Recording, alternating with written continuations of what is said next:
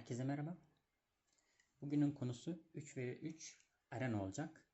Birçoğunuz takımları karıştırmaya karşı, fakat en iyi şekilde defans kurmak istiyorsanız takımlarınızı karıştırmak zorundasınız. Gelin öncelikle benim takımıma bakalım. Ne kadar güç farkı olduğunu görelim. Şimdi ana takımım 52.1 havacı. İkinci takımım tank olarak 38 ve son takımım neredeyse çöp denilecek durumda ve 32 milyon gücünde. Şimdi benim bu şekilde defans yapma olasılığım yok. Hiç kimse gidip benim ana takımıma vurmaya çalışmayacak ki yeniyim. Sürekli olarak benim ikinci takıma ya da üçüncü takıma vuracaklar ve kazanacaklar. Benden güçsüzler bile bu durumda kazanacak. Gelin bunu görseller üzerinden göstereyim size. Şimdi bu üst taraf benim takımım olsun. Şuraya da ben yazayım. Alt tarafta rakip olsun. Onu da kırmızıyla anlatayım.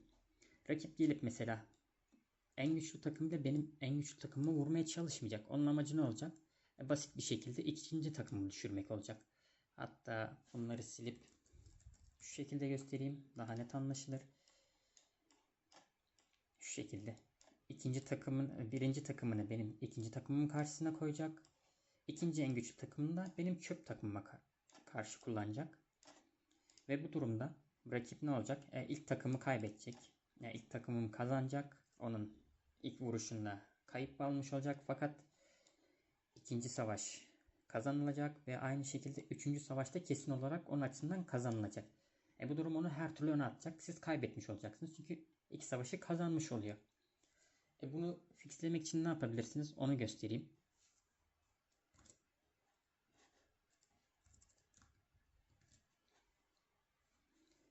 Şimdi benim en çöp takımımın füzeci olduğu bariz belli.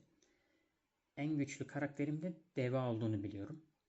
Ben Deva'yı füzeci takıma alırsam orayı bir şekilde kurtarabileceğimin farkındayım. Rakibi her türlü zora sokarım diye düşünüp buradan herhangi bir karakteri, bu Fiona'yı alıp oraya Deva'yı koyacağım.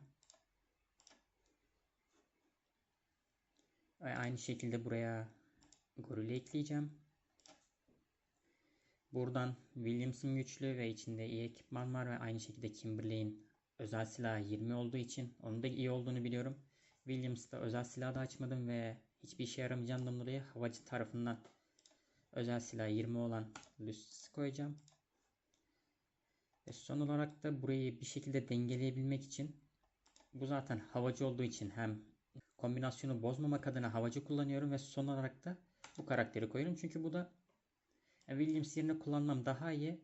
Çünkü kalkan veriyor. Daha iyi savunma veriyor. Daha çok hasar veriyor. Bu şekilde eşit güçte neredeyse takımım oldu.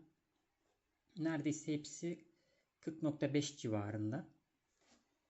Bunun artısı ne olacak? Onu da tekrar resimler üzerinden gösterip birkaç örnek olarak da savaşları göstereceğim size.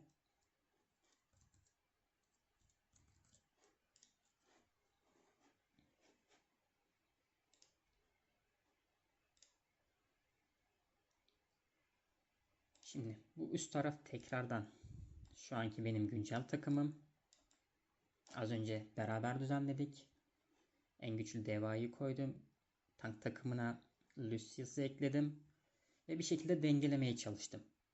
Şimdi diyelim ki alt tarafta benim gücümde normal şartlarda olan biri olsun.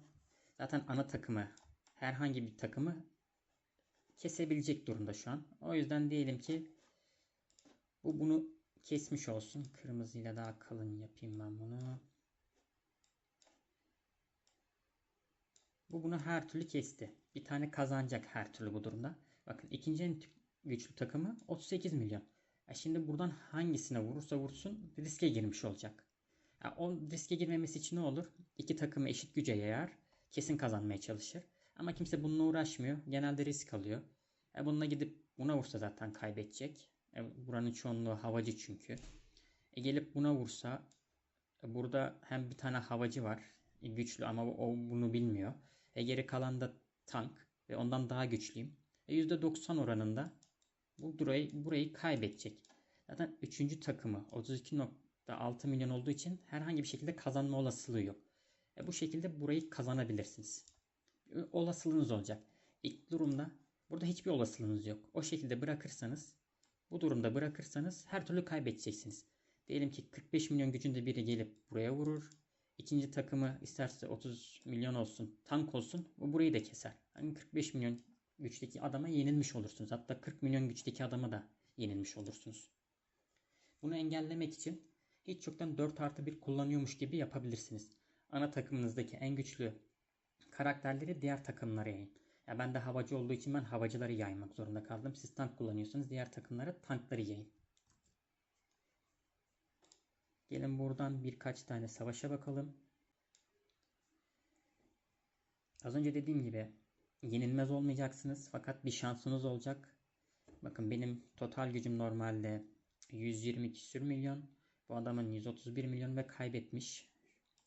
Gelin bakalım ne şekilde kaybetmiş.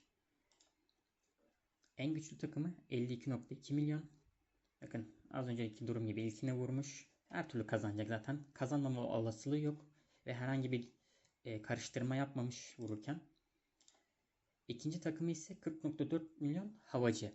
Normal şartlarda bu adam gelip 40.4 milyonla benim 38 milyon güçteki tanklarıma vursa %90 oranında kazanacak.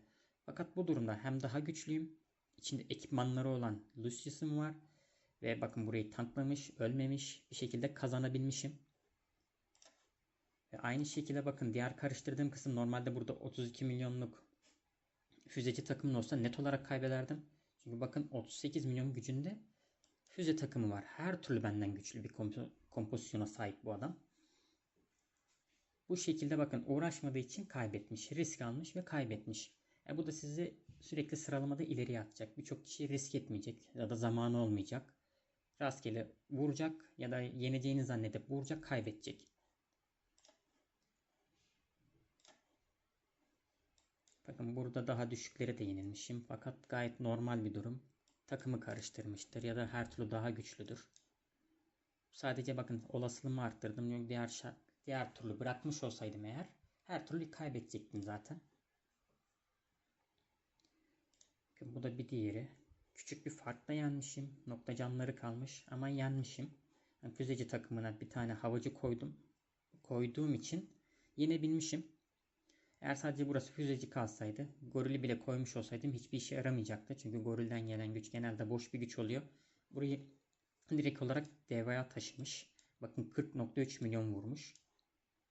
Etkisini görebiliyorsunuz. Karıştırın, bir zararını görmezsiniz.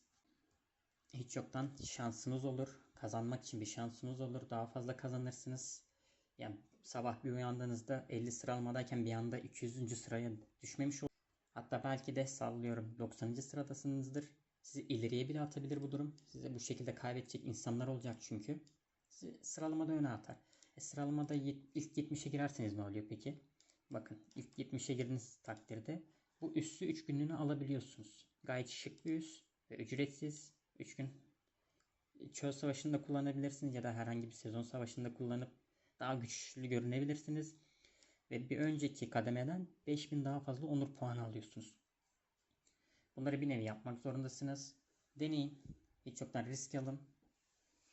Kesin olarak kazanacaksınız diye bir şey yok. Aynı şekilde rakip de kendi taktiğini geliştirip takımını ya da değiştirerek yenebilir sizi.